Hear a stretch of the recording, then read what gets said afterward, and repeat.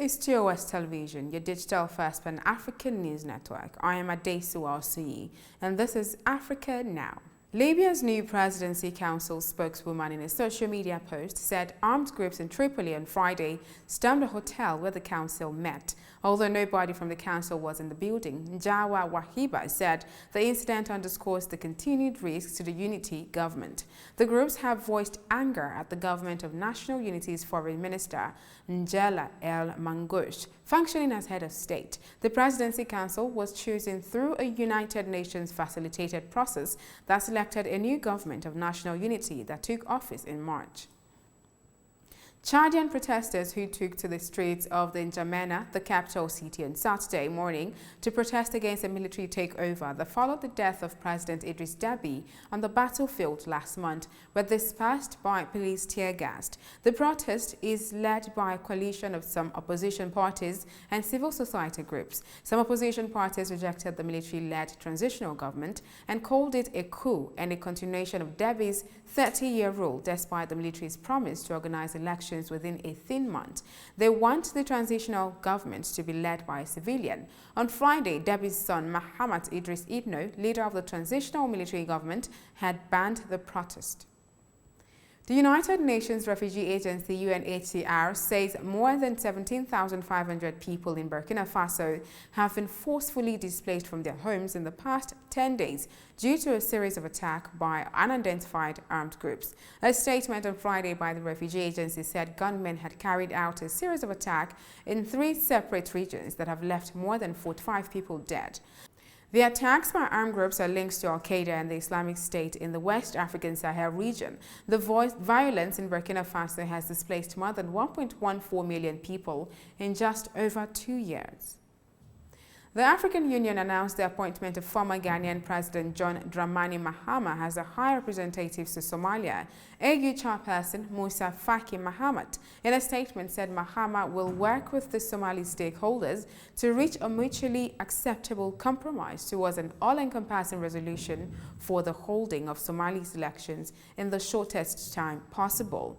Addressing Somali stakeholders in the statement, Mahamat added that the new appointments should usher in a democratically elected government with the legitimacy and mandates to resolve the remaining outstanding political and constitutional issues that are posing a threat to the stability of the country and the region as a whole.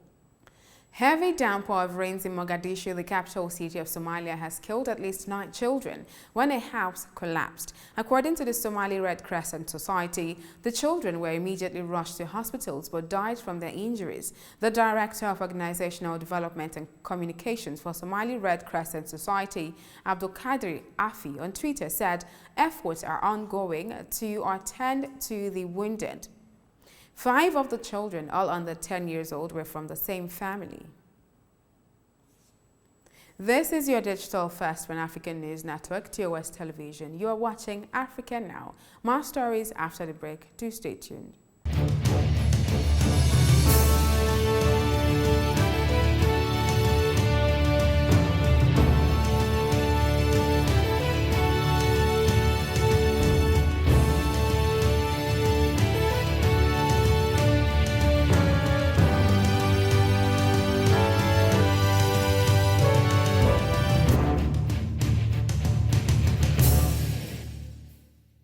Welcome back. Ethiopia's National Electoral Board on Friday announced that deadline for voter registration for the upcoming 6th general election, slated to end May 7th, has been extended by 1 week until May 14th. The election is to elect the federal parliament and regional council candidates. The Electoral Board also disclosed that more than 28.7 million voters out of a potential list of 50 million voters have registered so far. The Electoral Board has tentatively set June 5 as the date for the 6th general elections. The eldest son of South Africa's late Zulu king Goodwill Zwelithini has been named successor to the throne. Prince Misuzulu is now expected to lead the Zulu nation of about 11 million people. Prince Misuzulu, who is 46 years old, was named in the will of his mother, Zulu Queen Manfombi Lamini Zulu, who died unexpectedly last week. No formal political power is attached to the throne, and the monarch's rule within broader South African society is largely ceremonial. But the Zulu monarchy remains highly influential and has a yearly taxpayer-funded budget of more than $4.9 million. The World Media Freedom Index of 2021 report compiled by Reporters Without Borders (RSF) reveals that Africa has seen significant improvement with press freedom. Most of the 2021 index biggest gains are in Africa. Burundi up by 13 points at 147th position, with Sierra Leone up by 10 points at 75th position, and Mali up by 9 points at 99th position are the countries on the continent with the biggest gains. This is as a result of the release of 4 journalists with the independent Burundian media, the repeal of a law criminalizing press offenses in Sierra Leone, and a fall in the number of abuses in Mali. Although there were less deterioration in Africa's abuses score, the RSF says it continues to be the most violent continent for journalists, which the COVID-19 pandemic foiled.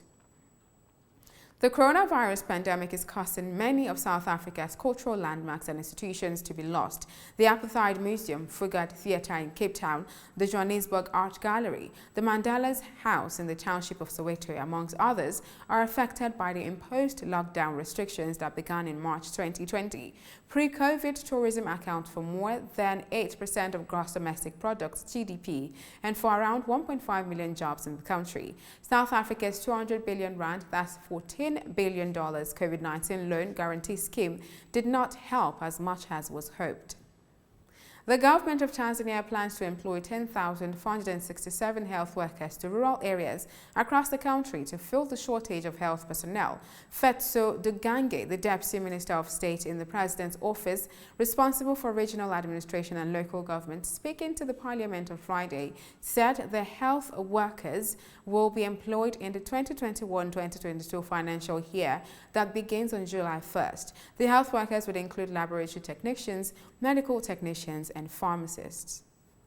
And that is Africa Now. For more updates, visit our website at www.tostvnetwork.com. Do also follow and like our social media handles on Facebook, Twitter, and Instagram. Remember to subscribe on YouTube. Do stay with us and enjoy more programs on TOS Television Network. I am Adesua Osuyi. Thanks for watching.